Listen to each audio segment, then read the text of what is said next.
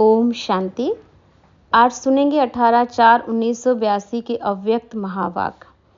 Title, ऊंचे से ऊंचे ब्राह्मण कुल की लाज रखो, क्योंकि ब्राह्मण कुल सबसे उत्तम चोटी माना गया है और ब्राह्मणों का जो स्वभाव होना चाहिए वो बहुत ही नम्रचित होना चाहिए। बाबा ने कहा स्नेह का मूर्त होना चाहिए, सभी को लेकर चलने की भावना होनी चाहिए और सदा ही बाप का नाम वाला करने का भाव होना चाहिए। तो ऐसे विशेष बच्चों पर अटेंशन दिलाते हुए बाबा ने वाणी चलाई, उसको हम विस्तार से सुनेंगे कि आज बाप दादा सर्व स्नेही और मिलन की भावना वाली श्रेष्ठ आत्माओं को देख रहे थे। बच्चों की मिलन भावना का प्रत्यक्ष फल बाप दादा को भी इस समय देना है। भक्ति की भावना का फल डायरेक्ट सम्मुख मिलन का नहीं मिलता, लेकिन एक बार परिचय अर्थात ज्ञान के आधार पर बाप और बच्चे का संबंध जुटा तो ऐसे ज्ञान स्वरूप बच्चों को अधिकार के आधार पर शुभ भावना, ज्ञान स्वरूप भावना, संबंध के आधार पर मिलन भावना का फल सम्मुख बाप को देना ही पड़ता है।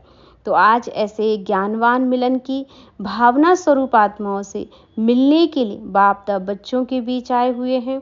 कई ब्राह्मण आत्माएं शक्ति स्वरूप बन, महावीर बन, सदा विजयी आत्मा बनने में व इतनी हिम्मत रखने में स्वयं को कमजोर भी समझते हैं, लेकिन एक विशेषता के कारण विशेष आत्माओं की लिस्ट में आ गए हैं। तो कौन सी विशेषता है? सिर्फ बाप अच्छा लगता है, श्रेष्ठ जीवन अच्छा लगता है, ब्राह्मण परिवार का संगठन निस्वार्थी स्नेह मन को आकर्षित करता है। बस यही विशेषता है कि बाबा मिला, परिवार मिला, पवित्र ठिकाना मिला, जीवन को श्रेष्ठ बनाने का सहज सहारा मिल गया। इसी आधार पर मिलन की भावना में स्नेह के सहारे में चलते जा रहे हैं, लेकिन फिर भी संबंध जोड़ने के कारण संबंध के आधार पर स्वर्ग का अधिकार वर्षे में पा ही लेते हैं, क्योंकि ब्राह्मण सो देवता इसी विधि के प्रमाण देव पद की प्राप्ति का अधिकार भी पा लेते हैं। सतयुग को कहा ही जाता है देवताओं का युग, चाहे राजा हो चाहे प्रजा हो, लेकिन धर्म देवता ही है, क्योंकि जब ऊंचे से ऊंचे बाप ने बच्चा बनाया तो ऊंचे बाप के हर बच्चे को स्वर्ग के वर्षे का अधिकार, देवता बनने का अधिकार, जन्म सिद्ध अधिकार में प्राप्त हो ही जाता है। इसलिए ब्रह्मा कुमार और ब्रह्मा कुमारी बनना अर्थात स्वर्ग के वर्षे के अधिकार की अविनाशी स्टैंप लग जाना, सारे विश्व से ऐसा अधिकार पाने वाली सर्व आत्माओं में से कोई आत्माएं ही निकलती हैं। इसलिए ब्रह्मा कुमार कुमारी बनना कोई साधारण बात नहीं समझना, क्योंकि ब्रह्मा कुमार कुमारी बनना ही विशेषता है और इसी विशेषता के कारण विशेष आत्माओं की लिस्ट में आ ही जाते हो। इसलिए ब्रह्मा कुमार कुमारी बनना अर्थात ब्राह्मण के लोक के, ब्राह्मण संसार के, ब्राह्मण परिवार के बनना। तो ब्रह्मा कुमार कुमारी बन अगर कोई भी साधारण चलन व पुरानी चाल चलते हैं तो सिर्फ अकेला अपने को नुकसान नहीं पहुंचाते, क्योंकि अकेले ब्रह्मा कुमार कुमारी नहीं हो, लेकिन ब्राह्मण कुल के भांति हो, स्वयं का नुकसान तो करते ही हो, लेकिन कुल को बदनाम करने का बोझ भी उस आत्मा के ऊपर चढ़ता है।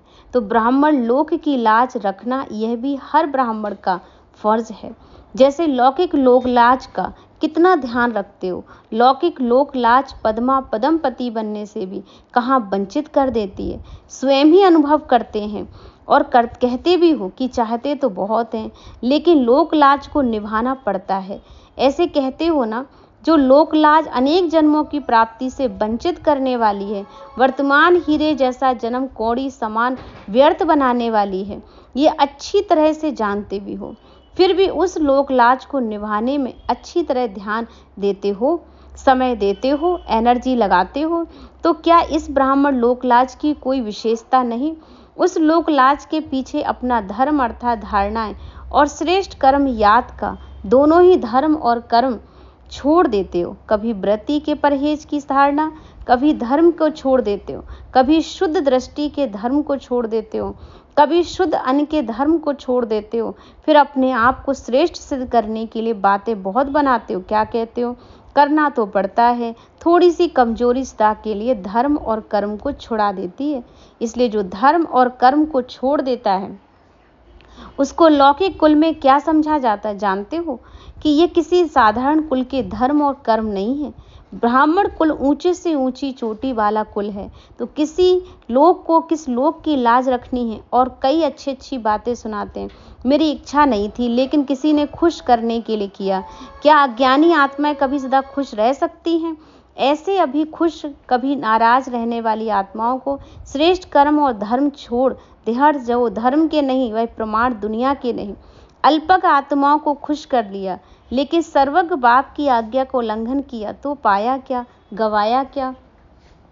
इसलिए जो खत्म हुआ उसको चारों ओर से अपने आप को चेंज करो, क्योंकि लकड़ियां बहुत जोर शोर इकट्ठी हो गई। लकड़ियां अर्थात तैयारियां, जितना सोचते हो इन लकड़ियों को अलग अलग कर आग की तैयारी को समाप्त कर दें, उतना ही लकड़ियों को ढेर ऊंचा होता जाता है। जैसे होलिका जलाते हो ना, ऐसे ही अपने अंदर के विकारों रूपी होलिका को जलाना है। अर्थात छोटे छोटे विकार जो भी हैं उन सबको जलाओ। शौक होना चाहिए हमें अब इन विकारों से अपने आप को मुक्त करना है। अच्छा, ओम शांति।